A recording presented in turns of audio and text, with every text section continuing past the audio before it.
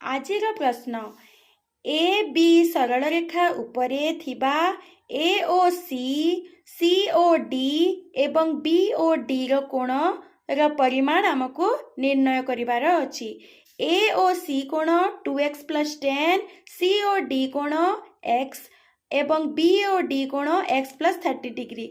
समाधान करने को हेले जेहेतु ए बी एक सरल रेखार अवस्थित प्रत्येक कोणर समष्टि 180 डिग्री।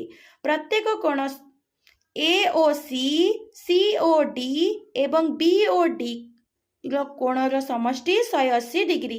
तेणु कोणर परिमाण लिखिबा 2x + 10 + x degree + x + 30 = 180 degree.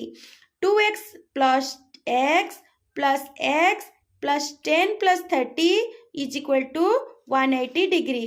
2x + x 4x + 10 + 30 40 = 180 degree.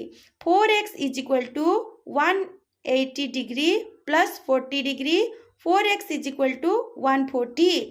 x जेहेतु 4 सहित एटारे गुणन होइछि आरपट को गले हरण हेब 140 हरण 4 = 35 डिग्री। x = आमर बाहला 35 डिग्री।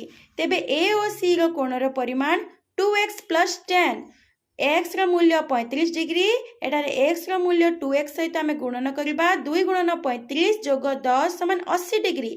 सी ओ डी सेही परि 35 डिग्री एवं B O D x + 30 degree.